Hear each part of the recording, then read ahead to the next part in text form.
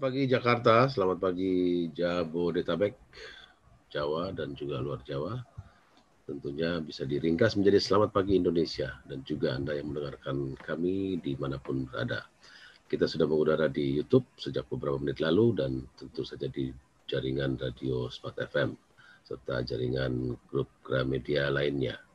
Saya Chandra Lembah, kita akan bersama sampai kurun waktu 2 kali 60 menit dengan beberapa jeda komersial. Acara ini adalah Perspektif Indonesia, hasil kerjasama antara Populi Center, Smart FM Network yang juga didukung oleh The Match Senayan Jakarta. Hari ini kita akan membahas sebuah komoditas yang sebutannya macam-macam. Ada yang menyebut kebutuhan pokok, ada yang menyebut komoditas strategis, ada yang menyebut price leader. Pokoknya ini komoditas yang sangat penting dan selalu jadi diskusi ya. Kapan diimpor, kapan tidak diimpor, mau operasi pasar, lalu ada beras untuk orang miskin, beras sejahtera. Pokoknya dia populer lah sebagai sebuah komoditas. Kita akan berdiskusi impor beras jadi atau tidak, karena dalam beberapa hari ini terjadi perdebatan di ruang-ruang publik baik oleh anggota DPR maupun oleh pemerintah sendiri.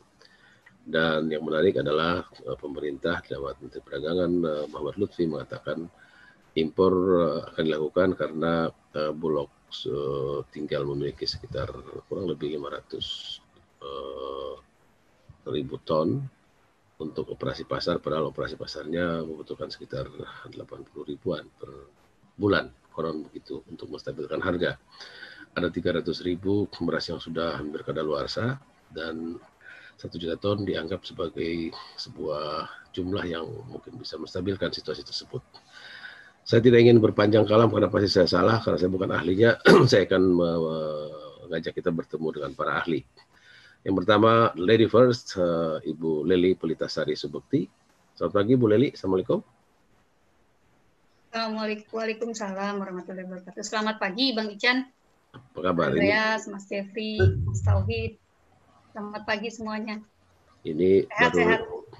Baru bertemu lagi setelah melepas tanggung jawab melepas jabatan di Ombudsman Republik Indonesia. Beliau kita undang karena menulis sebuah kolom menarik di media Indonesia tentang soal ini, dan juga Ibu Lely pernah menjadi salah satu pelaku di perusahaan umum, Perum Bulog ya, Badan Urusan Logistik. Yang kedua, seorang guru besar, Profesor Dr. Dwi Andreas Santosa dari Institut Pertanian Bogor, tapi sekarang disebut IPB University ya. Nanti kita tanya sama rektornya aja lah, bukan tugasnya para panelis ini. Selamat pagi Prof. Dwi. Selamat pagi Mas. Sehat ya? Mbak Lely, selamat pagi Mas Tauhid dan lainnya. Ya. Ini kayak reunian ini. Orang-orang Bogor kumpul. Profesor Dwi Andreas Santosa adalah guru besar di Fakultas Pertanian sekaligus Kepala Biotech Center di IPB dan merupakan Ketua Umum Asosiasi Bank Benih dan Teknologi Tani Indonesia AB2TI. Nah ini penting sekali nih Bank Benih. AB2TI saat ini ada di sekitar 89 kabupaten, 18 provinsi. Korek ya, Prof? Ya betul. Benar ya. Oh, saya ini ada kenangan waktu kecil saya suka dibawa ayah saya lihat balai benih dulu. Sekarang ada Bank Benih namanya. Selanjutnya ada seorang ya. Bank Benih petani kecil. Iya. Petani kecil. Iya. Gak ada kaitannya dengan swasta atau pemerintah. Baik. Itu justru itu yang pentingnya di situ. Ada lagi seorang ekonom, Dr. Tauhid Ahmad, yang memimpin lembaga bernama Institute for Development of Economic and Finance, yaitu INDEF. Selamat pagi, Dr. Tauhid.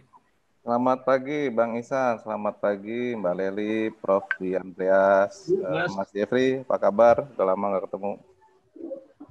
Ya, last but not least, ada peneliti dari Populi Center, di mana lembaga ini adalah lembaga riset, Mas Jeffrey Adriansyah, bukan Ardiansyah ya, Adriansyah. Ya, Adriansyah. Pagi Bang Ican, Bu Lely, Pak Andreas dan Pak Tauhid. Pagi Mas Jeffrey. Oke. Tidak ada yang keberatan kalau kita serahkan kepada Ibu Lely dulu ya. Ya, saya kira itu. Ya, jangan berani. Jangan berani kalau berani. Harusnya Prof. Andreas dulu dari hulu. Oke. Mbak Leli dulu.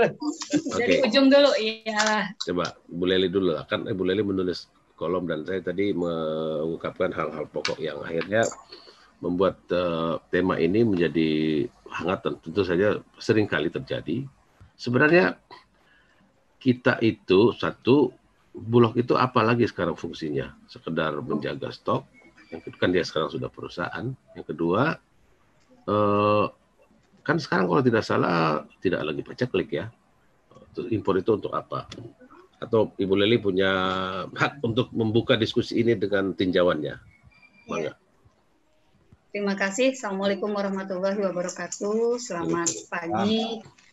Salam sejahtera untuk kita semua. Terima kasih Bang Ican. Saya mungkin mulai dari apa yang dijelaskan di dalam Undang-Undang Pangan tentang impor pangan. Ini pasal 36. Ini biar nggak salah saya bacakan sedikit untuk mengingatkan kita semua.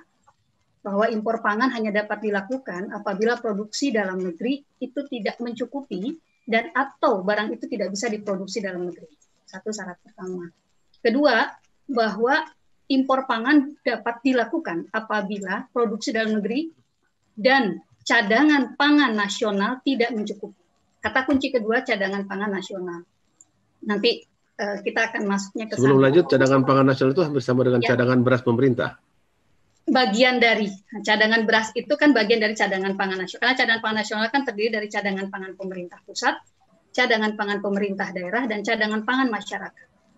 Pangan di dalamnya ada beras. Nah, yang diatur kemudian adalah cadangan beras itu ada di pusat, yang sekarang ada di Bulog, kemudian di daerah yang ada lumbung-lumbung pangan yang dikelola Pemda misalnya, kemudian di masyarakat. Masyarakat itu kan ada di pedagang, di petani, di rumah tangga petani, di rumah tangga kita sendiri, di hotel, di restoran gitu ya, di rumah sakit. Keseluruhan itulah secara keseluruhan itu adalah cadangan beras kalau kita bicara beras. Nah, secara umum saya mau ngelihat dulu bahwa impor ini punya beberapa syarat untuk dilakukan. Nah, syarat-syarat tersebut kemudian disebut lagi kecukupan produksi pangan pokok dalam negeri dan cadangan pangan pemerintah ditetapkan oleh menteri atau lembaga pemerintah yang mempunyai tugas melaksanakan pemerintahan di bidang pangan. Jadi menetapkan, ya sekarang kita sudah punya otoritas untuk menetapkan produksi, misalnya datanya itu ada di BPS gitu ya. Nanti ini saling terkait nih, karena apa yang ingin saya sampaikan sebetulnya ada faktor teknis dan non teknis kenapa polemik impor ini terjadi khususnya tahun ini, dan setiap mau impor selalu biasanya akan jadi polemik, khususnya impor beras. Siapa yang ada di depan untuk memastikan atau memutuskan impor layak dilakukan? Menteri Pertanian, Menteri Perdagangan, atau Kepala Bulog?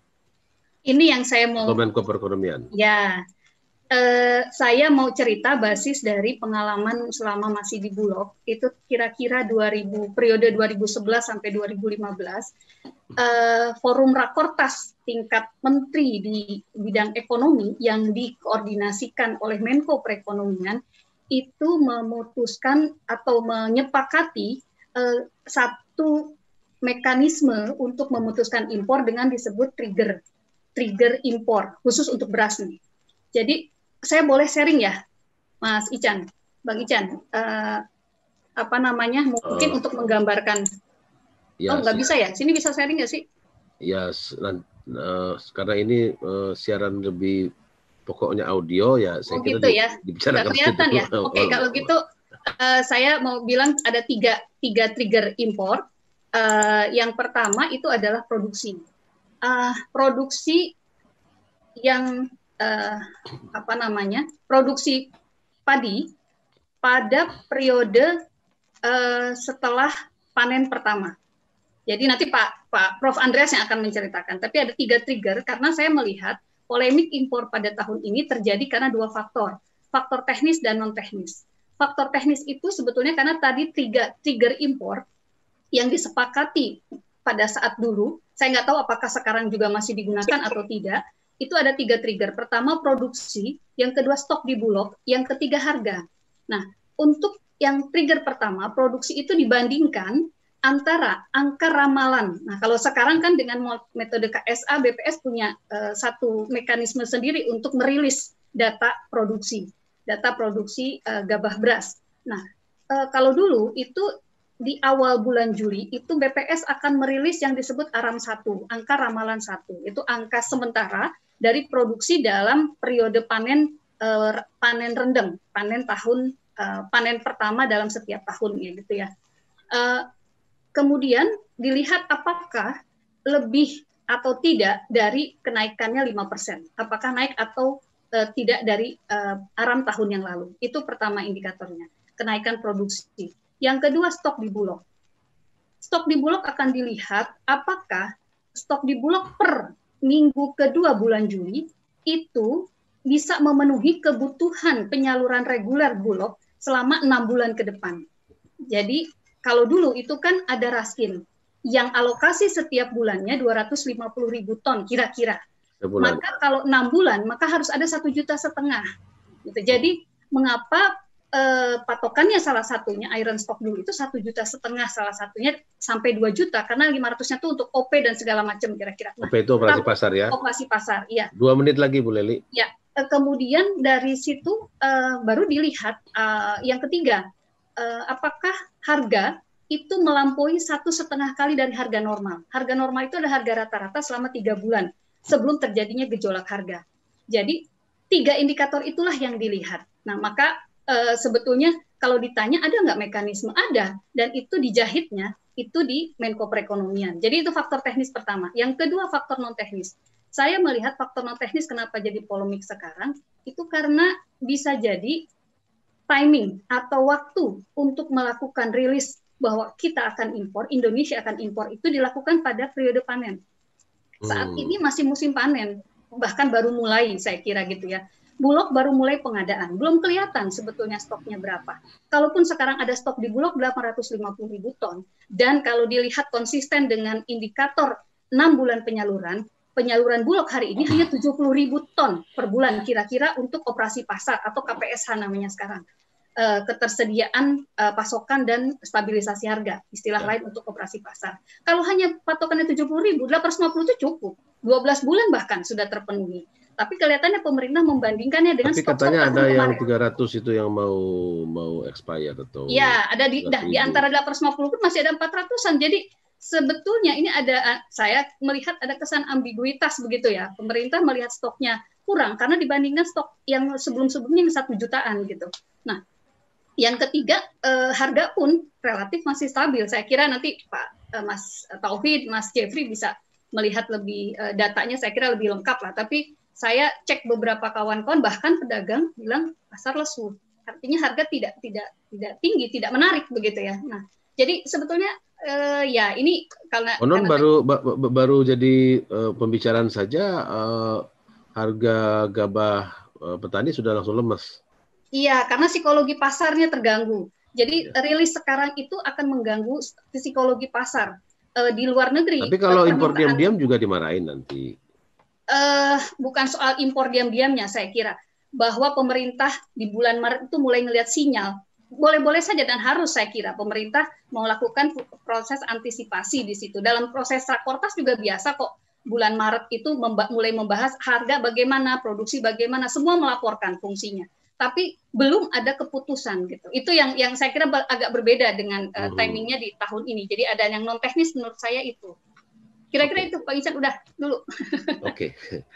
Oke, jadi Ibu Leli sudah memberikan kita ruang bermain untuk mendiskusikan tema ini yang jadi pertanyaan oleh tim redaksi Perspektif Indonesia, yaitu impor beras jadi atau tidak nih, supaya jelas, karena kalau enggak maka situasinya mungkin justru lebih baik yang pasti daripada tidak pasti. Kita akan istirahat dulu untuk jeda komersial yang disiapkan oleh jaringan Radio Smart FM. Kita setelah itu akan kembali lagi dalam Perspektif Indonesia. Ya, tadi Ibu Leli Pelita Sari Subekti sudah memberikan tinjauan besar dan berdasarkan pengalaman beliau selama ikut memimpin dan mengelola Bulog atau Badan Urusan Logistik kita. Saya mau cek kebetulan ada guru besarnya di sini, Pak Profesor Dwi Andreas Santosa, yang juga selain ada di Menara Universitas juga ada di bawah karena beliau adalah bersentuhan dengan para petani ya, Bang Benih tadi. Mari kita cek lapangannya. Prof. Dwi, kalau mendengarkan dari Ibu Leli tadi kan sebenarnya apa yang Anda bayangkan dengan polemik ini? Karena polemik ini kalau sudah jadi dan tanggapan DPR kita lihat cukup besar gitu dari Komisi 4. Sebenarnya kita harus bagaimana melihat situasi ini? Iya, sebenarnya kami sudah sampaikan ke berbagai media. Ada 3 tuntutan kami sebenarnya terkait itu mewakili sedulur-sedulur tani, karena apa yang petani-petani yang tergabung di kami ini petani-petani kecil, masih kan, dengan kepemilikan lahan hanya 0,2 sampai 0,3 hektar saja gitu. Dan mereka betul-betul merasakan dampak dari keputusan tersebut. Untuk itu, ini saya awali dulu dari tuntutan kami yang sudah kami sampaikan. Yang pertama, batalkan dulu keputusan tersebut. Karena tadi Bu Leli juga sudah menyampaikan, keputusan ini nggak masuk akal bagi kami. Dan di berbagai media kami sampaikan, keputusan itu menyakitkan bagi petani. Jadi itu. Jadi batalkan dulu. Kalaupun mau memutuskan kembali, mengadakan rakortas lagi, silahkan lakukan di bulan Juli, Agustus. Karena di bulan Juli Agustus itu panen musim gadu juga sudah mulai nampak, luas tanam untuk musim tanam kedua juga sudah ada kan, datanya sudah ada semua, sehingga kita bisa mengestimasi produksi dengan relatif lebih tepat. Nah, bila di bulan Juli Agustus tersebut sudah ada data yang relatif lebih tepat terkait dengan produksi tahun 2021, silahkan kalau mau ditinjau lagi terkait dengan keputusan tersebut. Kan karena apa? Kalau memang surplus ya ngapain impor kan? Tapi kalau memang minus ya silahkan. Kami mewakili sedulur-sedulur tani sih bisa memahami, karena nggak mungkin itu beras datang dari langit turun ke bumi kan, nggak mungkin gitu kan ya. Kalau produksi kita tidak mencukupi ya satu-satunya yang bisa kita jalankan adalah mengambil dari petani dari luar negeri kan itu kan. Jadi itu. Nah, lalu bagaimana terkait kondisi di jaringan? Kalau semuanya disimpan dulu di gudang-gudang Bulog, memungkinkan nggak? Cukup nggak? Nah, sekarang logikanya gini aja, Mas Iksan. Katakanlah kita mengimpor 1 juta ton. Rencananya 1 sampai 1,5 juta ton. Ya. Katakanlah 1 juta. Itu loh ya. Tahun 2021 loh, itu sudah diputuskan loh. Untuk itu Bulog sebenarnya juga nggak bisa apapun juga. Mau Pak Buas teriak kayak apapun, Pak Buas ini hanya direktur utama kan. Bukan menteri kan, bukan di level kebijakan. Pak Buas bisanya hanya menjalankan itu saja. Kita ingat tahun 2018 ketika Pak Buas bicara ke sana kemari tolak impor, tapi akhirnya impor juga 1,8 juta ton kan. Jadi yang paling penting keputusan tersebut dibatalkan lebih dahulu. Lalu apa urgensinya? Kalau saat ini berbagai data menunjukkan bahwa kita surplus tahun 2021 ini, bahkan produksi di kuartal pertama saja melonjak luar biasa tinggi dibanding tahun lalu. 26,9% loh Mas peningkatan. Ini luar biasa tinggi, kan bukan main-main itu angka itu. Berarti dibanding tahun lalu itu ada peningkatan produksi setara beras berapa? 3,44 juta ton. Itu peningkatannya saja kan ya. Kalau dari sisi total stok sampai untuk sampai saat ini itu sudah 12,5 karena 12,5 juta ton bisa dibayangkan. Karena stok awal tahun kita yang relatif tinggi, stok awal tahun 2021 itu di angka 6 juta ton. Jadi terus apa urgensinya? Saya pusing dalam arti apa? Bagaimana sih mikirnya gitu kan? Sudah jelas-jelas kok. Lalu kalau katakanlah dipaksa harus impor 1 juta ton, mau dikemanakan impor tersebut? Ya, itu tadi kalau saya baca keterangan Menteri Perdagangan Muhammad Lutfi kan, karena tadi dari 800.000 yang dimiliki Bulog hanya tersisa kurang lebih 500 karena 300 agak rentan gitu ya, karena memasuki masa kadaluarsa gitu, karena itu impor tahun sekian. Nah, sehingga perlu ada otot pemerintah untuk menjaga kestabilan harga ini, diimporlah 1 juta agar dia bisa lebih mudah untuk menjaga kestabilan, operasi pasar, buffer stok dan segala macam. Bagaimana, Prof? Pertanyaan sederhana saja. Sekarang waktu untuk impor dengan waktu untuk menyerap gabah dari petani lokal lebih cepat mana? Kan Ya, sesederhana itu. yang deket dong, yang deket dong. Lah iyalah. Serap saja wong ada peningkatan produksi 3,44 juta ton. Mau butuh berapa? 1 juta ton amat sangat ringan ngumpulin dari sedulur tani saat ini 1 juta ton. Barusan saja dalam hari-hari terakhir ini Mas, harga beras ini kemarin petani kami di jaringan tani kami di Jawa Tengah dan Jawa Timur melaporkan harga beras sudah menyentuh Rp7.000, bisa dibayangkan. Rp7.000 itu lebih rendah dibanding beras yang kita panennya di Tanjung Priok, maksudnya impor, kan? Karena apa? Sekarang harga beras di tingkat internasional sudah 560 US dollar kan per tonnya. Berarti nanti sampai Tanjung Priok bisa sekitar 8.500. Harga beras saat ini Mas di tingkat petani hanya 7.000. Mbok kasihan sedikit lah dengan sedulur tani, ngapain pusing impor, serap saja. Mau berapa? 2 juta ton, ada itu di jaringan tani. Bahkan kalau itu dilakukan pemerintah, petani kecil sangat berterima kasih itu. Kalau saya ingin mencoba memahami perasaan pemerintah gitu ya, ini mungkin juga karena pemerintah kurang bertenaga menghadapi para spekulan, para pemain besar, pedagang yang mungkin otot penyimpanan dan otot belanjanya lebih kuat, Prof. Kumaha?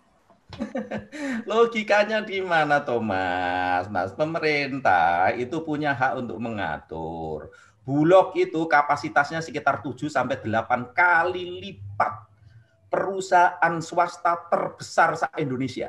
Boleh kita ulah itu. Masa dengan yang 10 kali gajah tersebut kemudian kalah dengan pemain-pemain kecil, kan itu, dan itu alasan itu sama sekali tidak betul. Karena apa? Kenyataannya Mas, yang pemain-pemain di bawah saja juga tidak menyerap beras maupun gabah dari petani, serapan mereka relatif kecil. Untuk itu mengapa harganya terjun bebas, baik harga beras maupun harga gabah. Harga gabah ya Mas saat ini beberapa hari terakhir ini itu hanya pada di level 3.400 3.500. Kami tiap bulan mengadakan survei di 46 kabupaten ya. Dan trennya menyedihkan Mas. Jadi survei kami ini di bulan September di 2020 kemarin itu 4.800 harga gabah kering panen di tingkat petani. Lalu Oktober turun 4.564, November turun lagi 4.483, Desember turun lagi ke 4.263, Januari aja naik sedikit. Februari drop di bawah 4.000, di 3.995. Di Maret ini Mas, data sedang kami kumpulkan rata-rata sampai saat ini sekitar 3.600 harga gabah kering panen di tingkat petani. Untuk itu mengapa harga beras sekarang rata-rata di level usaha tani hanya sekitar 7.000 sampai 7.500. Padahal HPP saja, HPP yang sebenarnya bagi kami tidak masuk akal juga karena saking rendahnya, itu 8.300. HPP ini harga patokan ya? HPP pemerintah. Tapi Bulog pun juga nggak nyerap. Serapannya amat sangat kecil, kan? Kenapa? Kenapa itu? Kira-kira tanyain Bu Leli, teman-temannya Bu Leli. Nanya aku, kan? Kenapa nggak nyerap dari petani? Kan ya raja jengkel kami kalau mewakili sedulur-sedulur tani. Sudah gitu, keputusan impor yang timingnya sama sekali tidak tepat. Keputusan impor itu belum pernah terjadi di bulan Maret, Mas. Biasanya di bulan Juli atau Agustus. Oke, jadi itu satu poin yang sangat penting. Kenapa bulan-bulan ini ya, gitu ya? Saya nggak tahu maksudnya apa. Maksudnya ingin menyengsarakan petani atau bagaimana? Saya nggak tahu lah, nggak paham apa yang dipikirkan oleh teman-teman di pemerintahan. Kalau ini kita coba petakan secara nasional gitu, Prof. Dwi Andreas. Kalau ini menjadi masalah besar di Jawa saja atau bagaimana? Oh enggak, di sentra-sentra produksi. Karena gini Mas, jaringan kami itu melakukan survei selalu di sentra-sentra produksi. Di 46 kabupaten, kan? Ada di Sulawesi Selatan, di beberapa wilayah di Sumatera, di Jawa. Karena apa? Karena petani padi itu ngumpulnya di sentra-sentra produksi. Sehingga data kami biasanya lebih rendah dibanding data yang dikeluarkan BPS. Kalau BPS itu surveinya nasional, sehingga wilayah-wilayah Jakarta pun mungkin disurvei juga, walaupun nggak ada orang tanam padi gitu kan ya. Jadi surveinya nasional. Kalau kami di wilayah produksi yang betul-betul menggambarkan kondisi existing yang dialami petani kecil. Jadi itu. Belum lagi tekanan menurunnya lahan ya. Oh iya, kalau itu sih sudah itulah ya. Kalau kita lihat data saja, BPN tahun 2012 itu mengeluarkan data luas lahan kita, luas baku lahan sawah ya, 8,4 juta hektar. Lalu tahun 2018 yang ketika BPS mengeluarkan data yang jumlahnya 7,1 juta hektar, jadi polemik besar karena Menteri Pertanian nggak mau dengan angka tersebut. Lalu tahun 2019 4 lembaga, ada BPN, ada BIG, lalu ada BPS, Kementerian Pertanian melakukan lagi perhitungan, dan perhitungan yang disepakati 7,4 juta hektar tahun 2019. 2012 8,4 juta hektar, 2019 hanya 7,4. Berarti selama 7 tahun turun 1 juta hektar. Nah itu kalau datanya benar ya. Tapi udahlah, kita percaya dengan data terakhir bahwa luas lahan baku sawah kita hanya 7,4 juta hektar saja. Oke. Coba saya kembali lagi ke Ibu Lely yang tadi kata Prof. Dwi Andreas itu pasti lebih tahu kan, banyak teman beliau di sana. Bu Lely, sebenarnya posisi Bulog sekarang itu bagaimana? Apakah dia tidak punya semacam voting rights atau apapun untuk mengatakan lah sebenarnya kan kalau cuma pelaksana kan juga payah juga, karena kan mereka ibarat tangan dan mata serta telinga pemerintah pada distribusi dan penyimpanan gitu, Bu Lely. Ya. Yang jelas kan setelah menjadi BUMN, Bulog itu kan operator, bukan regulator. Jadi ya, tapi kan tetap saja punya negara. Iya betul, tetapi dalam konteks impor misalnya, Bulog itu adalah penerima izin impor, penerima perintah impor.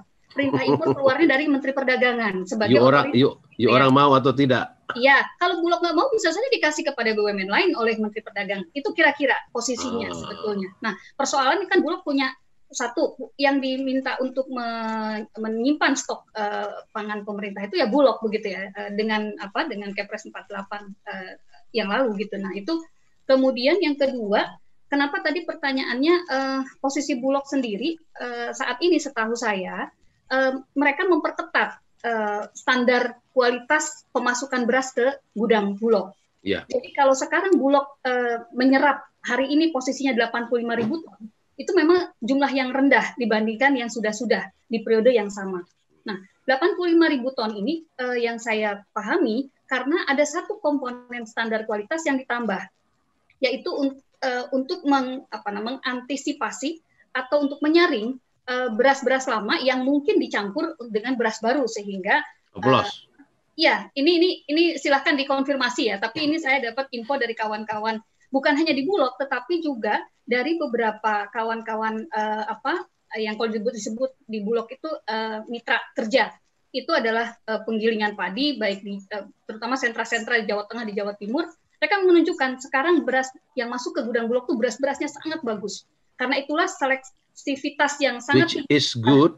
Ya, artinya secara kualitas layanan Bulog ingin memperbaiki, menunjukkan komitmen untuk perbaikan layanannya. Yang kedua, mungkin juga kapok. Karena kan sekarang punya 400.000 ton yang standar atau dengan kondisi yang turun mutu begitu ya. Sudah mulai menurun mutunya. 300 kata pemerintah 300-an ya, 300.000. Ya, di mana 300.000 tonnya adalah eks impor tahun 2018 dan 100.000 tonnya adalah eks pengadaan dalam negeri sebelum 2019. Nah, kondisi inilah yang sebetulnya diharapkan kalau ditanya sekarang kenapa Bulog tolak impor. Pertanyaan sama tadi, kalau masuk sekarang 1 juta pun, sementara mereka hanya keluarkan yang mandatori setiap bulannya 70.000 ton, maka berapa ribu ton lagi, berapa juta ton akan numpuk di akhir tahun depan, gitu ya. Itu yang kemudian tidak tersalurkan. Dan itu membatasi gerak-gerik Bulog yang sedang memperbaiki diri dan memperbaiki mutu tadi kan? Betul, satu. Jadi kurang lebih begini, enak aja gue disuruh nampung-nampung doang. Ya, karena nggak ada salurannya gitu kan, nggak ada saluran yang mandatori. Tapi kan selalu akan dibilang bahwa Bulog cengeng. Pertanyaannya, apakah ada fleksibilitas jual dan beli di Bulog? Yang ada itu adalah fleksibilitas beli biasanya untuk harga-harga, boleh komersil, boleh dengan HPP misalnya. Tapi pada saat menjual, maka yang dibeli dengan HPP itu keluarnya juga harus dengan mandat pemerintah lagi begitu. Jadi fleksibilitas inilah sebetulnya salah satu yang kalau mau diselesaikan di Bulog, artinya sekarang Bulog mau stoknya kemudian benar-benar akan dilihat, diaudit berapa yang memang masih bisa dikonsumsi langsung, mana yang mungkin dibuat jadi produk lain seperti bihun dan lain-lainnya. Ada menurut saya beberapa hal yang memang harus dibenahi oleh pemerintah di Bulog dengan menggunakan regulasi dari pemerintah. Setelah itu Bulog harus melakukan bisnis proses yang menurut saya memang secara korporasi bisa dipertanggungjawabkan, tapi juga tetap mengemban misi layanan publiknya, bahwa kapanpun, berapapun, dimanapun Bulog harus bisa menyediakan beras itu sesuai dengan kebutuhan. Kira-kira itu, Bang. Oke, jadi jangan sudah dibikin jadi perusahaan, tapi dia punya cara bekerja dipaksa tetap badan atau bahkan cuma perum gitu ya. Kita istirahat lagi, dan masih saya menyimpan Dr. Tauhid Ahmad, Direktur Eksekutif Indef, dan juga Mas Jeffrey Adriansyah, seorang peneliti dari Populi Center. Pastikan Anda masih dalam Perspektif Indonesia. Sekarang saya mau ke Dr. Tauhid Ahmad yang mungkin bisa membantu kita memotret aspek ekonomi politiknya, karena nampaknya memang ini merupakan musim yang selalu terjadi, yaitu impor. Tapi tadi pertanyaan atau keberatan yang muncul dari Profesor Dwi Andreas yang juga bergaul dengan para petani sebagai Ketua Umum Asosiasi Bank Benih dan Teknologi Tani adalah kenapa Maret gitu, kenapa nggak tunggu 2-3 bulan lagi gitu, sebagaimana biasa pada siklus yang dimana produktivitas kita memang sedang mengalami masa periode untuk menurun gitu. Atau juga di daerah-daerah yang menjadi lumbung itu kan memang problemnya sangat terpukul begitu. Baru diskusi saja, baru muncul saja wacananya Dr. Tauhid Ahmad. Halo? Ya, Bang.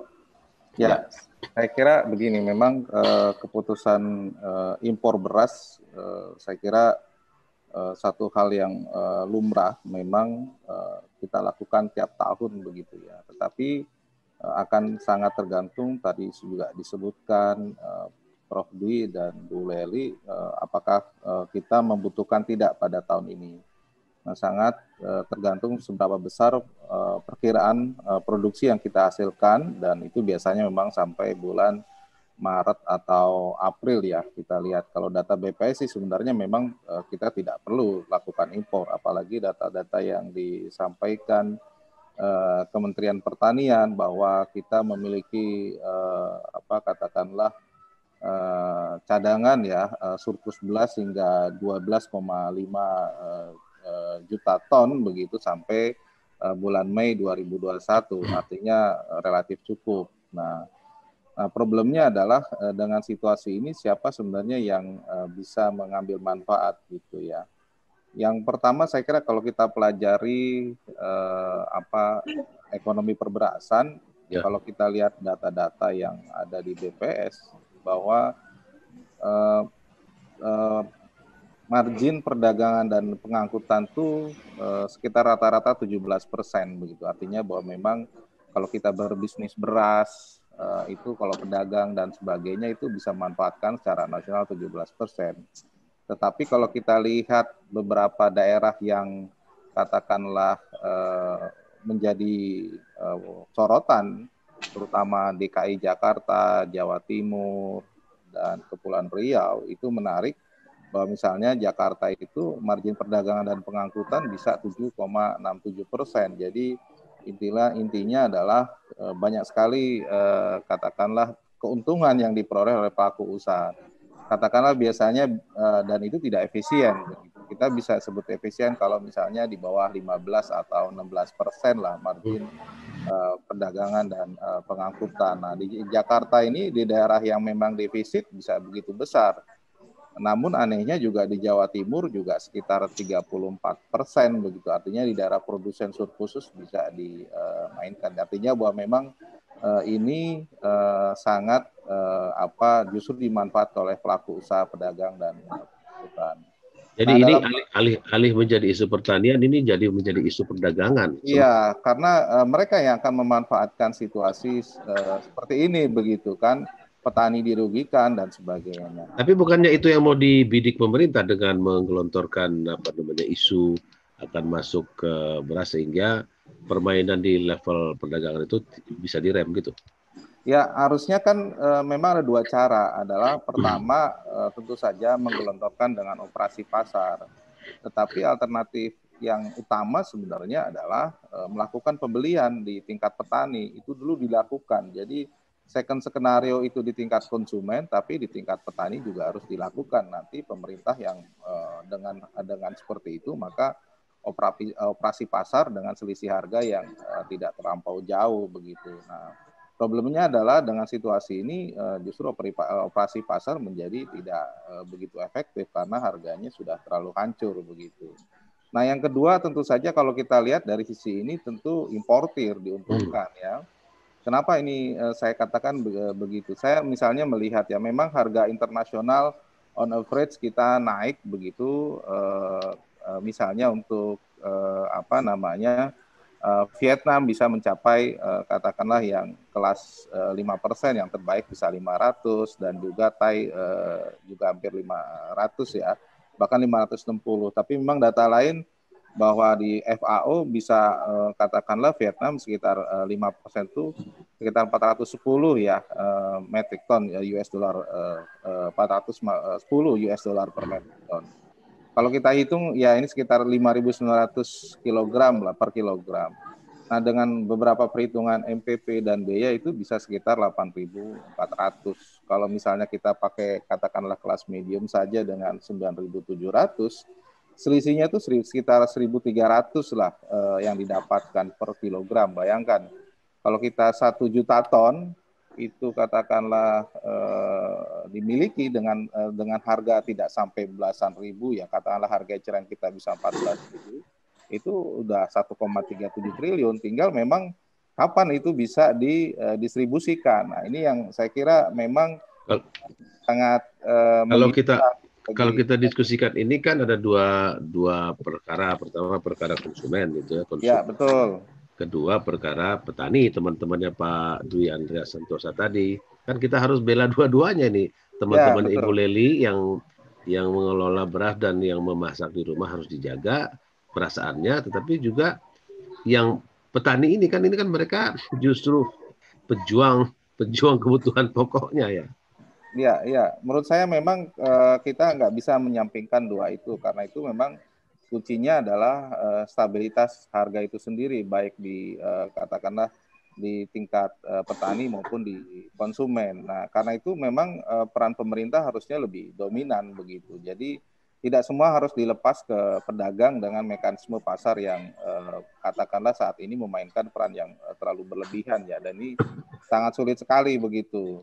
Karena juga kan di petani juga sebagai sorry, saya potong sebentar aja. Kalau pemerintah langsung mau buru-buru impor, kan kelihatannya yang dia bela itu konsumen gitu ya, atau apa namanya, orang yang membeli, bukan petani gitu.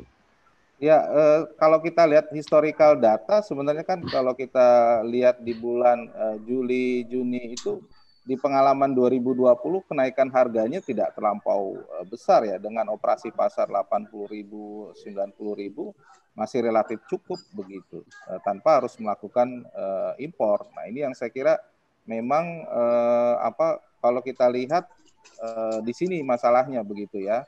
Karena kan kalau impornya itu kita lakukan sekarang, kemudian mendapatkan base price pada saatnya nanti katakanlah terjadi selisih gain yang luar biasa, tentu saja kan ini mungkin akan menguntungkan bagi importir ya, mungkin bukan hanya Bulog tapi yang lain bisa saja mendapatkan sisi keuntungan dari tingkat distribusi. Nah, ini yang saya kira bisa kemungkinan terjadi gitu kalau kita terlalu cepat melakukan itu, termasuk karena jumlahnya yang cukup banyak gitu. Nah, yang kedua saya kira tadi betul di bawah Pak Dwi Pak Andreas bahwa ketika nanti di bulan Juli harga turun dan sebagainya, ya cadangan itu memang dikeluarkan. Nah, problemnya adalah yang dikeluarkan tuh apakah yang 2018 atau yang 2019 begitu. Ya, itu dia. Nah, itu kalau yang 2000, masalahnya begini, ini yang saya kira titik kelemahan kita. Bisnis kita itu kan bisnis pembeliannya beras ya. Saya belum tahu seberapa besar yang dibeli itu adalah gabah. Karena kalau beras tentu saja akan sangat dimungkinkan tingkat kerusakannya jauh lebih cepat dibandingkan kita membeli dengan gabah.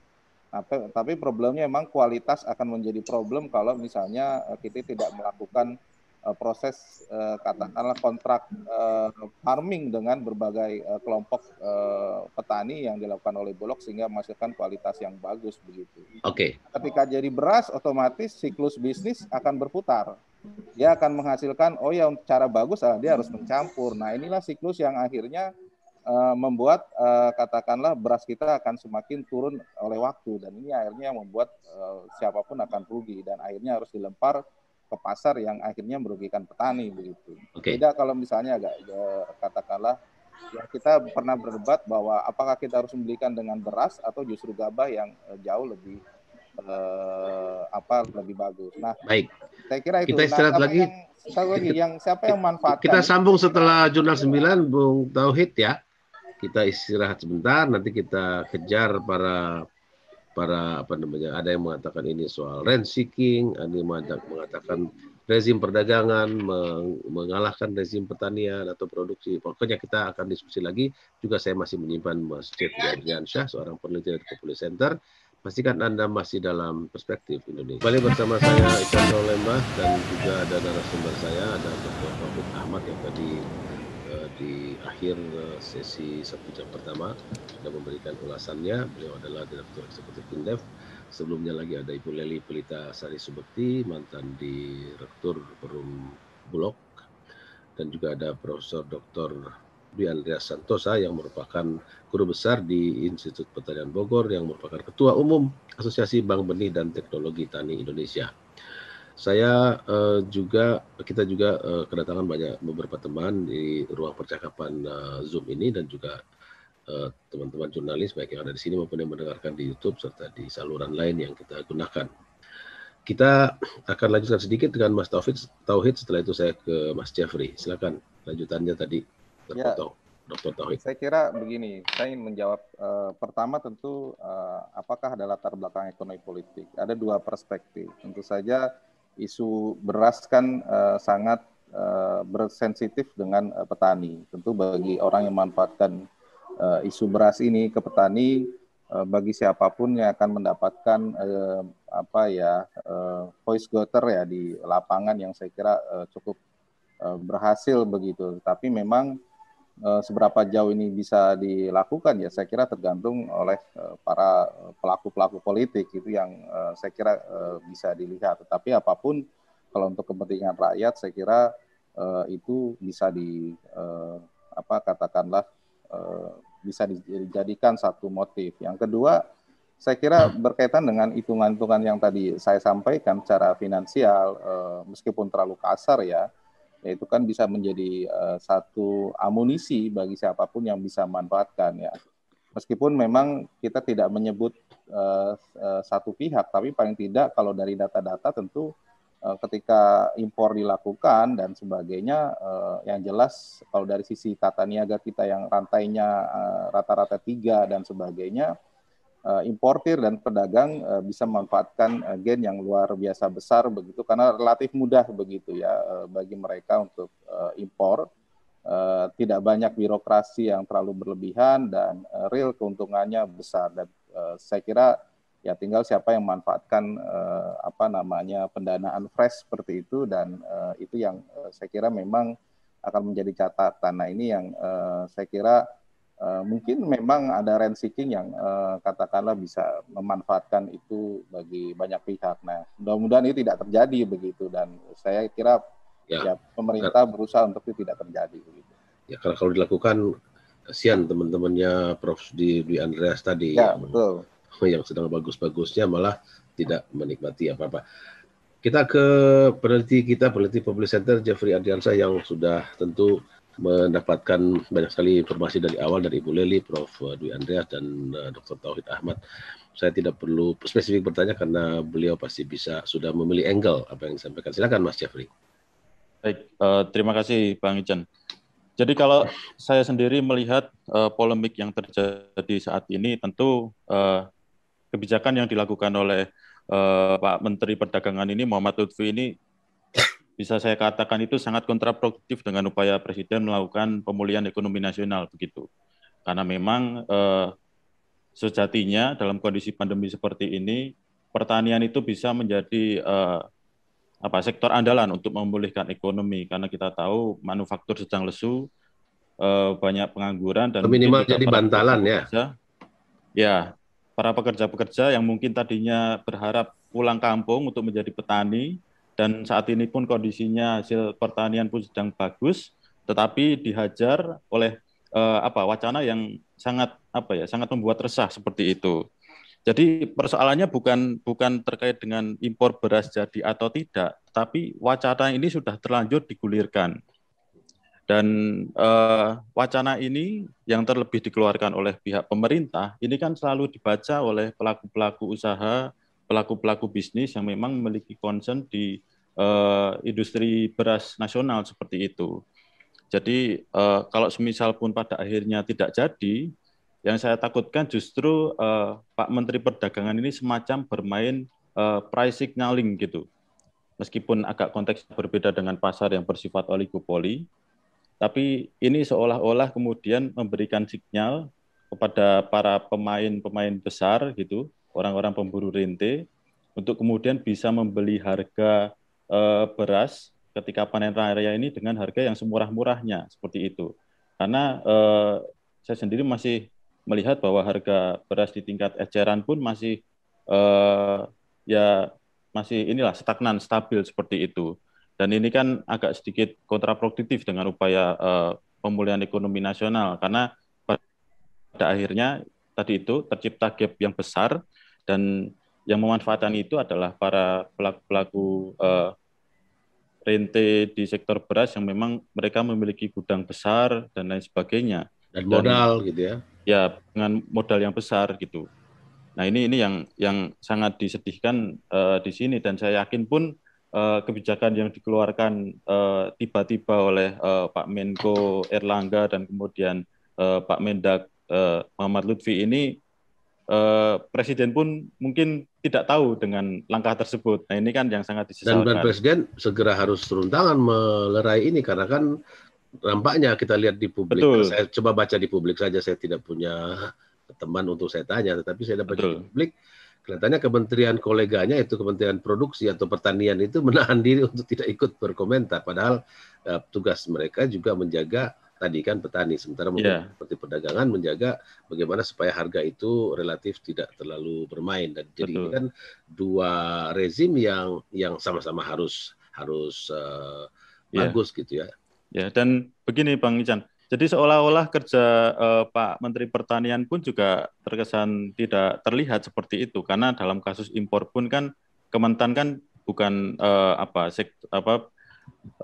kementerian yang menetapkan bukan kementerian yang menetapkan kuota. Memang kendali baik itu beras, bukan hanya beras, nanti juga kita bisa lihat garam seperti apa, kemudian juga gula seperti apa. Nah, itu kendalinya di Kementerian Perdagangan. Jadi baik yang asin maupun yang manis sama-sama gurih ya. Nah itu, jadi manis asin, tapi jangan sampai kemudian di level petani itu rasanya pahit semua seperti itu. Nah itu, karena jangan sampai kemudian juga ini para petani-petani yang kita yakini semuanya itu sebagian besar memang di Indonesia ini petani gurem, kemudian juga banyak penyewa lahan juga itu, dan harus memikirkan balik modal. Jangan sampai kemudian pada akhirnya mereka yang memproduksi sembako ini harus disubsidi sembako melalui program PEN. Nah, itu kan yang sangat sedikit dramatis seperti itu, Bang Ican.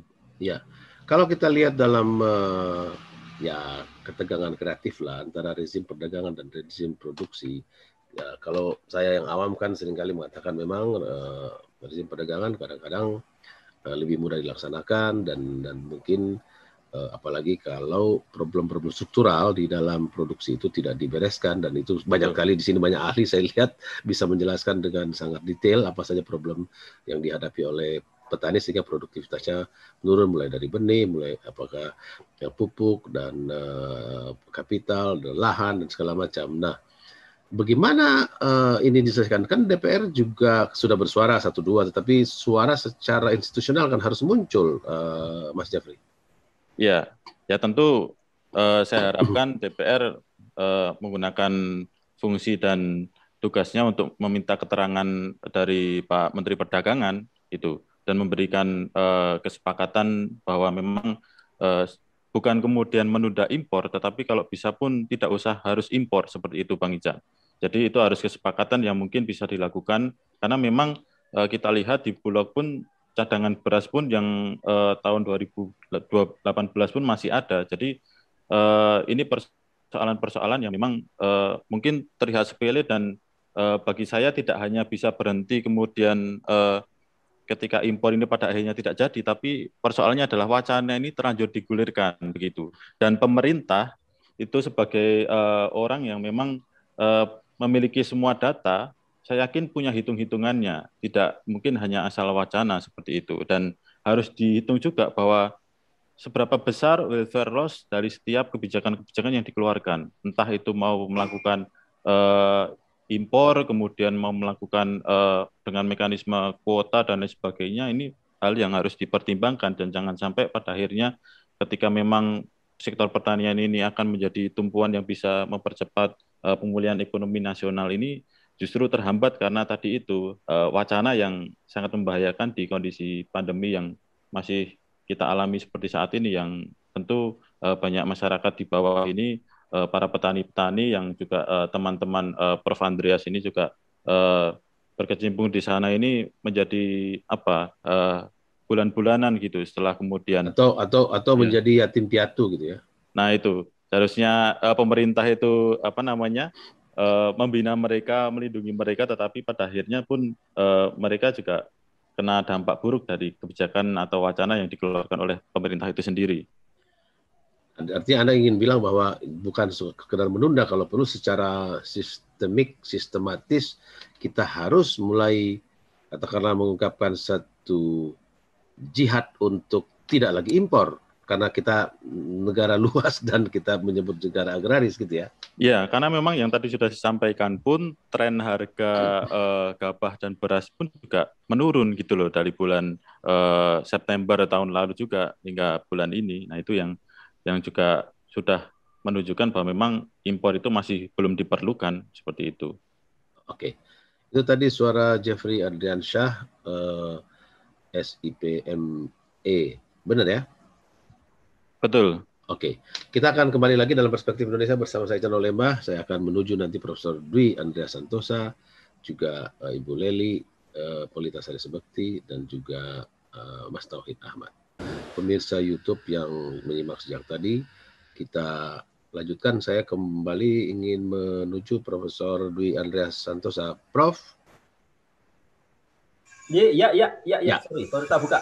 Nah, mari kita bicara hal-hal yang terkait dengan rencana masa depan. Karena kan ini kan hampir seperti musim, ada aja terus-terusan impor. Padahal kita punya lahan masih luas, ini negeri luas. Tentu ada problem teknis, ada sektor yang mendesak pertanian seperti properti dan lain-lain. Tetapi kan itu bukan alasan untuk negara dan pemerintah membantu petani agar petani yang sebenarnya produktif tetapi tidak bisa berproduksi karena alat utamanya yaitu tanah tidak ada. Terus ada juga problem-problem di sekitar produksi lainnya termasuk modal segala macam, sehingga apa yang disampaikan tadi oleh Mas Jeffrey bahwa kan bukan soal menunda. Kenapa kita tidak niatkan untuk jihad membela petani dengan tidak usah impor gitu kira-kira? Sanggup nggak, Prof?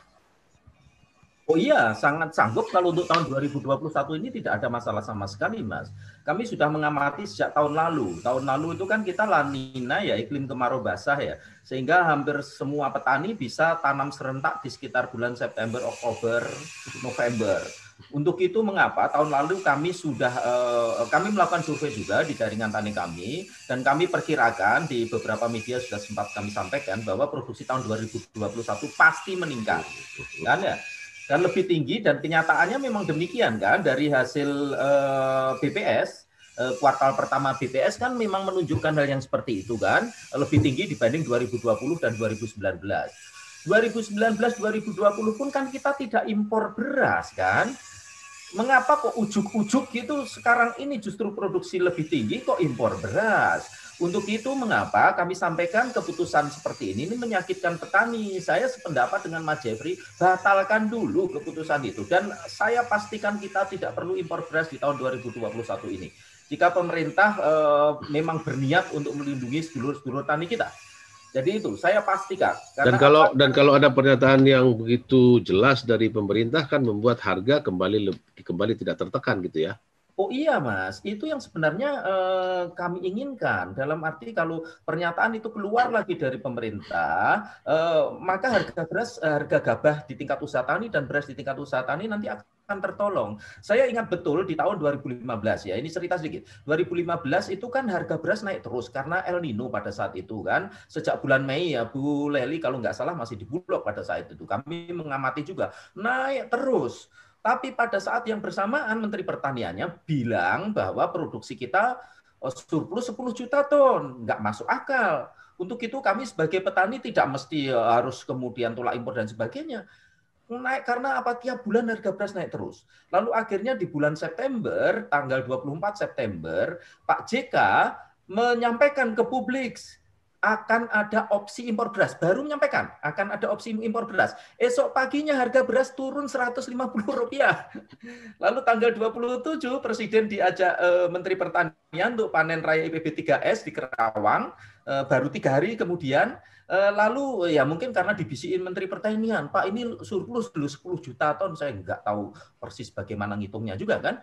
Lalu akhirnya apa? Presiden pada saat itu menyatakan tidak ada opsi impor beras. Apa yang terjadi, Mas Ihsan? Harga beras naik Rp190 esok harinya. Bisa dibayangkan kan?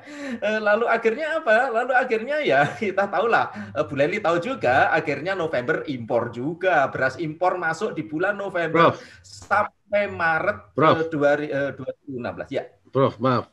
Saya kok seperti melihat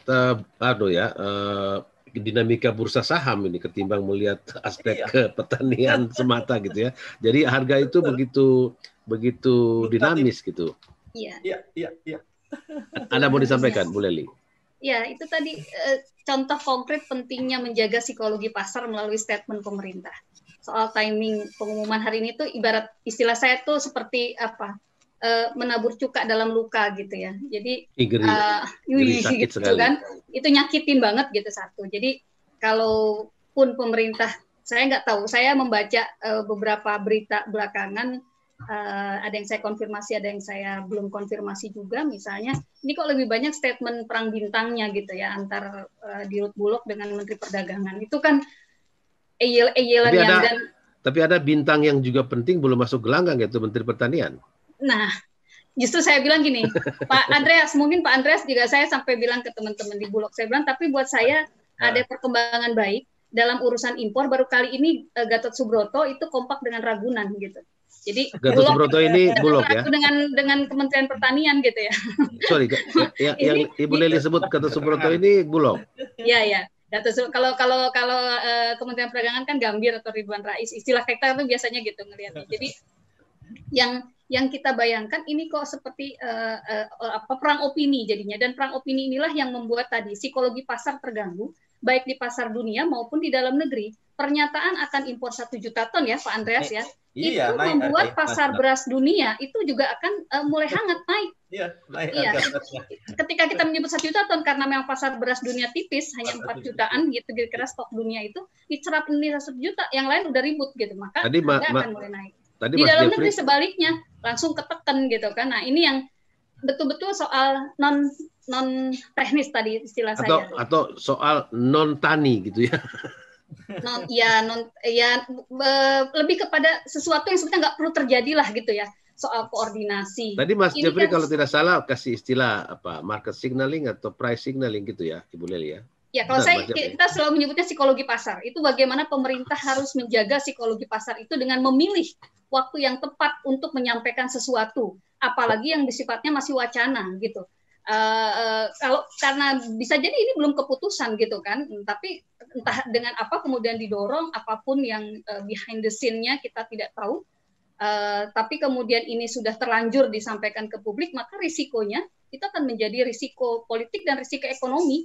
Ya tadi risiko harga begitu ya di pasar dan seterusnya. Jadi Saya melihat dua tadi non teknis itu ada dua. Satu dari statement itu sendiri pemilihan waktu. Yang kedua adalah peran tukang jahit dalam konteks antar sektoral ini, pertanian, perdagangan, Bulog, BPS, begitu ya. Kemudian unsur-unsur yang lain pendukung yang kita di sini kan ibaratnya penonton gitu ya. Tapi para pelaku ini kan harus ada yang menjahitkan. Dan yang setahu saya tukang jahit itu ada di Menko Perekonomian. Prof Dwi, saya mau ke Prof Dwi ya. Kalau tidak salah ya, ini saya sekedar mengembalikan ingatan lama. Itu kalau dulu sidang terbatas bidang ekonomi khususnya pangan itu Pak Harto memimpinnya dengan begitu tekun, bukan untuk memuja-muja, tapi kita bercerita fakta. Setelah itu pernyataan oleh Menteri Sekretaris Negara Pak Murdiono, di sampingnya ada Kementerian Teknis, ada Bulog segala macam, pelan-pelan menyampaikan hal karena betapa sensitifnya masalah ini menjadi objek spekulasi, sementara masalah di bawah yang teman-teman Pak Dwi tadi yang merupakan petani itu tidak berdaya gitu, tapi di pihak lain juga konsumen kan juga harus dijaga, Prof ya.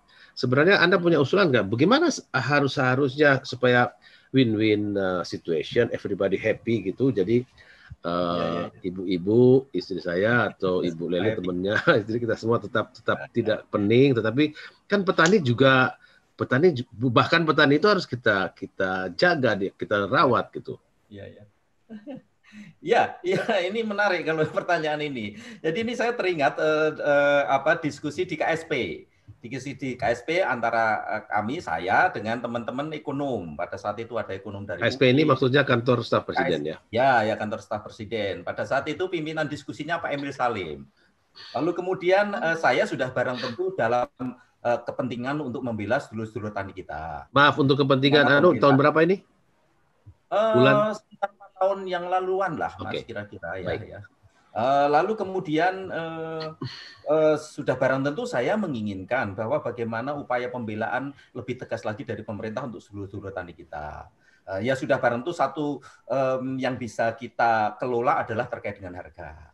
Lalu teman-teman dari beberapa ekonom mereka bilang, ya tidak seperti itu Pak Andreas, harus ada satu level harga tertentu di mana konsumen juga tidak terlalu terberatkan, petani juga dapatkan harga yang wajar. Ini kan persis seperti jenengan Pak Ican. Kan? Lalu apa jawab Pak Emil Salim pada saat itu? Sampean, itu menunjuk teman-teman ekonom pada saat itu yang hadir, sampean itu sepertinya tidak pernah membaca atau ikut kuliah Principle of Economics dengan nomor 101 gitu kan. Itu tidak akan pernah ada. Kan? Tidak akan pernah ada pada level harga tertentu di mana petani tersenyum dan konsumen tersenyum. Nggak ada itu, Mas. Itu pilihan, itu trade off, itu pilihan. Sebagai gambaran, sebagai contoh, sekarang ini aja lah ya yang terjadi. Kan ya? Kan kalau pemerintah ingin menekan harga di tingkat konsumen, sudah barang tentu yang paling tertekan nanti apa sih petani.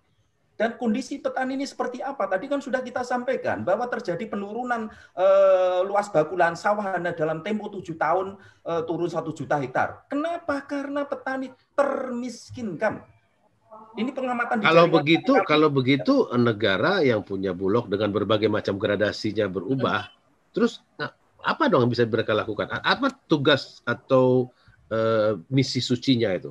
Loh, dari yang sekarang aja nggak dilakukan kok, Mas. Sekarang itu harga beras di tingkat usaha tani hanya 7 ribuan. Ini pengamatan kami hari-hari terakhir ya. Tapi kan praktis teman-teman dari pemerintah nggak bergerak. Padahal HPP pemerintah yang 8.300 itu pun HPP yang terlalu rendah menurut kami. Kan kami pernah menghitung, Mas, HPP untuk gabah itu 4.200. Tahun 2019 di bulan April kami melakukan rakernas di Indramayu dan pada saat itu menetapkan berapa sih biaya produksi per kilogram gabah. Per kilogram gabah 4.523, Mas. Untuk itu sebenarnya HPP ini karena kami mendesak terus ke pemerintah untuk menaikkan HPP, kan? Tapi dinaikkannya hanya ke 4.200.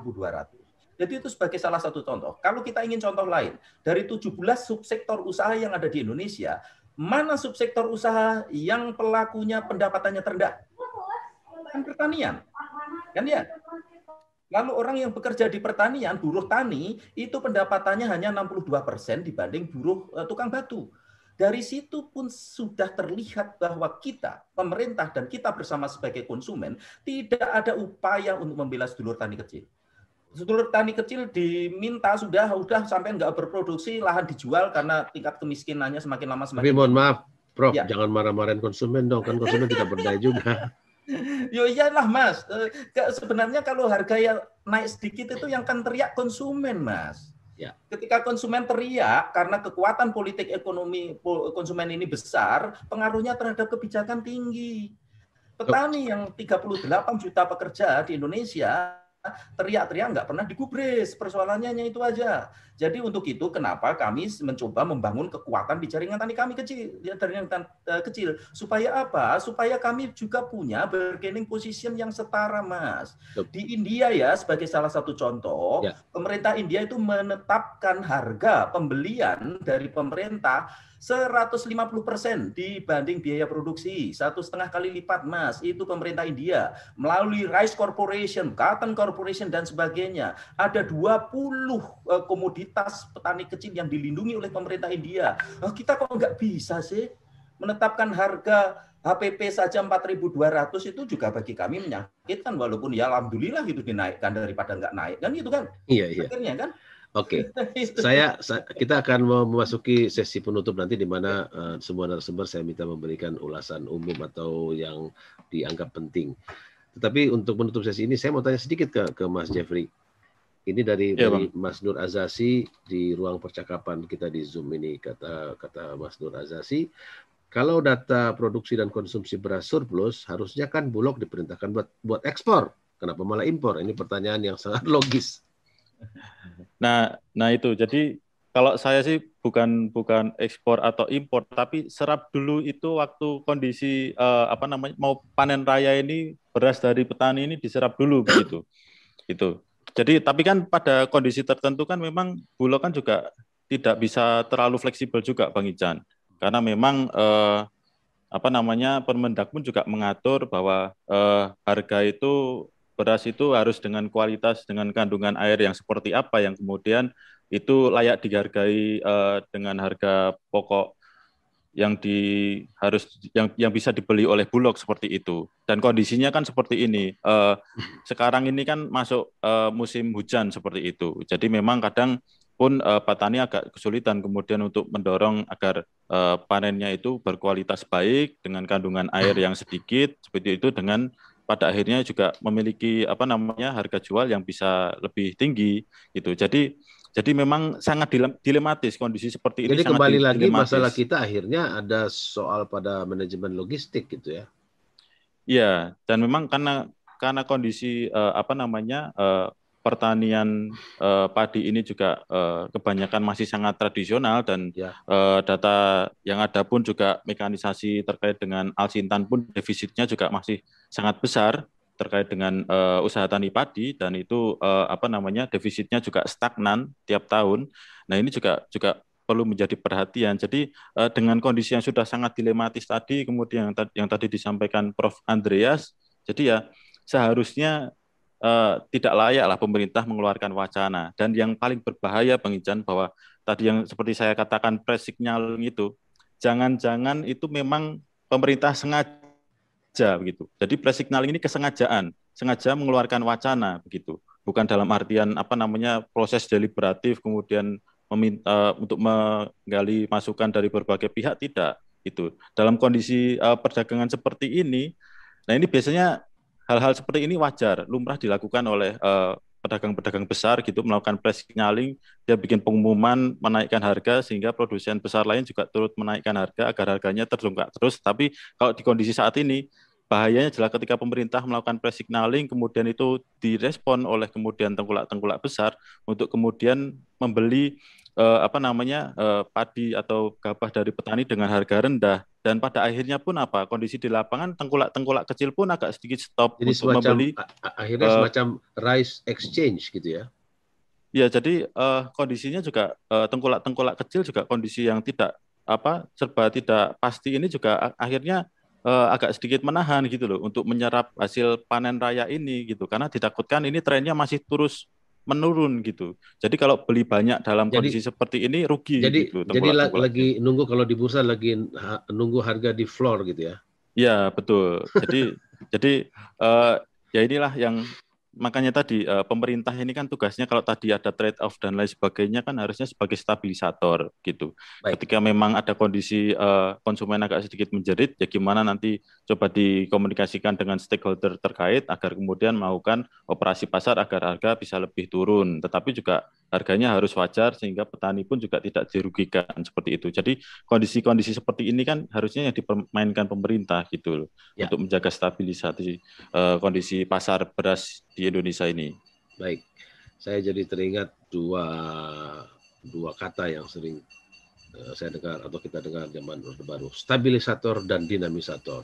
Stabilisator bagi konsumen, dinamisator bagi pelaku pertanian. Kita istirahat lagi untuk satu sesi terakhir. Nanti saya akan minta Ibu Leli, Profesor Dwi Andreas, Dr. Tauhid Ahmad dan juga Mas Jeffrey untuk memberikan semacam titik tekan dari apa yang sudah kita bahas sejak jam 9 waktu Indonesia bagian Barat. Kita istirahat dulu. Ya, sesi terakhir saya ingin balik ke urut-urutannya. Saya ingin mulai dari Mas Jeffrey Adriansyah dengan waktu kurang lebih 2-3 menit untuk memadatkan apa yang sudah disampaikan tadi atau mungkin bisa ditambahkan dengan hal baru terkait dengan wacana impor atau impor beras yang kita judulkan dalam acara ini sebagai impor beras jadi atau tidak.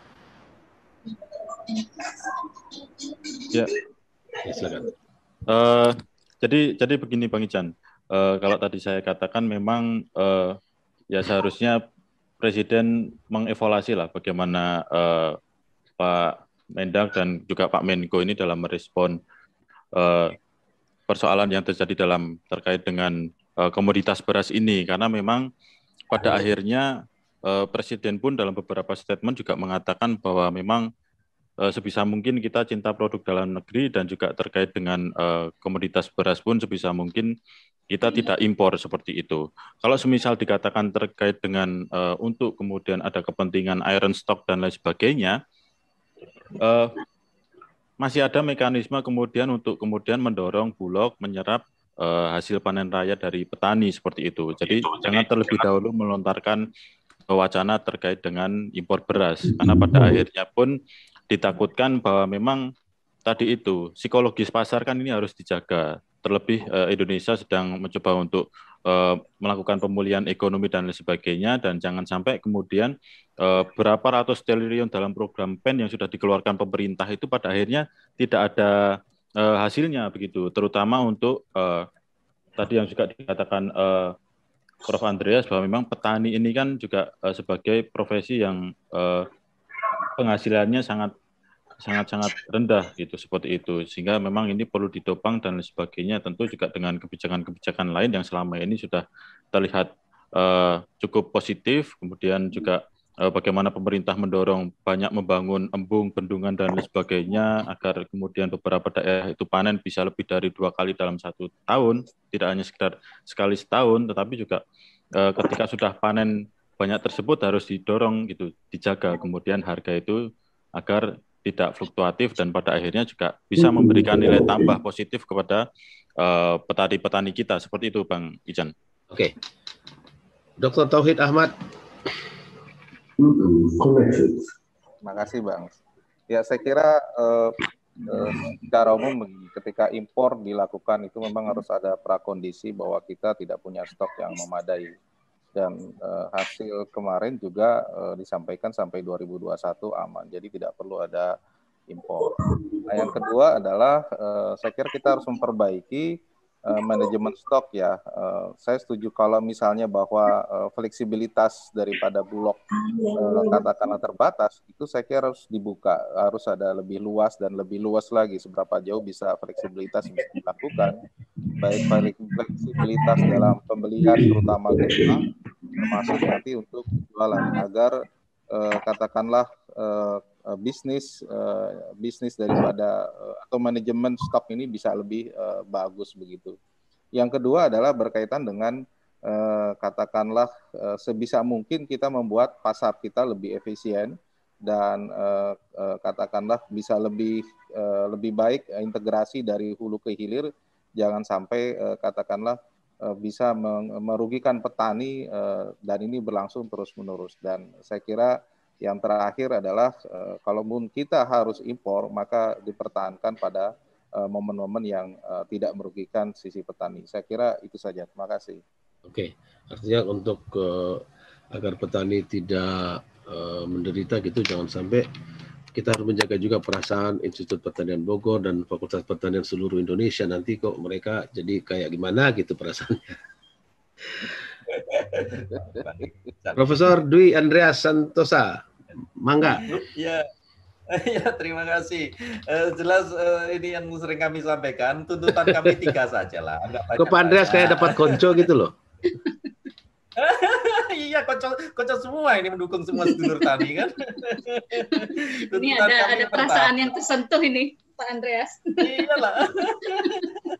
Kita bicara hati nurani nih, Mbak Leli. Yang pertama, Mas Iksan, batalkan impor kan, segera putuskan untuk pembatalan impor. Kalaupun itu belum ada keputusan, ya sudah, pemerintah menyampaikan bahwa tidak ada opsi impor saat ini. Itu aja lah. Nanti silahkan saja dihitung lagi di bulan Juli atau Agustus kan, terkait dengan estimasi produksi tahun 2021, sehingga kita bisa membuat kebijakan yang lebih tepat. Lalu yang kedua, naikkan serapan bulog. Serapan bulog sekarang ini kan ditetapkan 1,4 juta ton dalam tahun 2021. Naikkan ke 2,5 juta ton lah. Mbak Leli tahulah gudang bulog masih cukup, kan ya. Jadi itu. Kalaupun nggak cukup, boleh pinjam tempat lain kan, Prof? Kalaupun belum cukup masih bisa pinjam tempat lain. 4 juta ton kan. Hanya yang ini informasi dari Pak Jarot yang mantan Kabulog yang lama sekitar 4 juta ton, yang rusak kira-kira 500.000 lah, sehingga masih ada 3,5 juta ton kira-kira gudang Bulog di seluruh Indonesia. Lalu kalau Bulog ingin meminta bantuan untuk menyerap beras dari petani yang sekarang harganya jatuh, AB2T siap membantu, Pak Kami di 89 kabupaten ini siap membantu. Karena apa, itu akan sangat membantu petani. Katakanlah kalau tadi Bu Leli sampaikan terkait dengan kualitas, oke lah, sekarang ini di sekitar harga 7.000 sampai 7.300. Kan oke lah, nah, kalau petani diberi harga 8.000 saja, masih di bawah HPP 8.300, petani bisa menyediakan beras yang dengan kualitas yang lebih baik lagi. Jadi itu. Lalu yang ketiga, itu selalu kami sampaikan, naikkan HPP. HPP harga pembelian gabah di tingkat usaha tani dari 4.200 ke 4.500. Ini sajalah tuntutan kami, kecil-kecil saja ya. Harapan kami ya disetujui oleh pemerintah gitu aja kan. Kalau nggak disetujui ya nggak tahu lah kami apakah perlu sekarang sudah kami sampaikan rada keras, apakah perlu kami datangkan puluhan ribu petani ke Jakarta, ya ini lain lagi kalau itu. Maksudnya sowan ke Smart FN maksudnya. Oh. Kirain mau mengadu ke Bu Leli. Meninjau Smart FN saya kira. Puluhan ribu petani kan lumayan itu untuk memberi tekanan yang ke pemerintah. Okay. Terima kasih, itu saja. Terima kasih Prof. Ibu Leli Pulitasari. Ya, pertama ini mudah-mudahan ada teman-teman Bulog yang mendengar. Tawaran Prof. Andreas terakhir itu menurut saya itu harusnya ditangkap, karena hari ini semangatnya Pak Buas dan kawan-kawan memang menyerap. Pak Buas ini maksudnya Bulog. Pak Budi Waseso. Budi Waseso, Pak Dirut Bulog itu semangatnya begitu. Jadi saya kira AP2T kontak aja Pak Buas, saya kira harusnya langsung diundang tuh yang 20-an ribu itu, Prof. Satu, ini apa ya, mudah-mudahan ya botol ketemu tutup gitulah ya. Yang kedua, Bang Ican, dari 3 indikator impor yang selama ini menjadi prasyarat impor, hanya 2 terpenuhi. Hanya 1 yang terpenuhi, itu pun sebagian, yaitu stok. Itu pun dengan asumsi kalau stok yang ada di Bulog hari ini 850 ribuan ton, itu dibandingkan dengan stok-stok tahun kemarin di bulan yang sama. Tapi yang lainnya, yang 2 lagi tidak terpenuhi. Jadi kalau itu yang dijadikan dasar, maka timing hari ini tidak tepat untuk menyatakan akan impor. Maka saran saya, pemerintah menyatakan bahwa keputusan impor ditunda. Jadi bahwa tadi akan direview lagi di bulan-bulan ke depan setelah panen selesai, setelah hitungan ada yang baru dan seterusnya terhadap 3 itu mau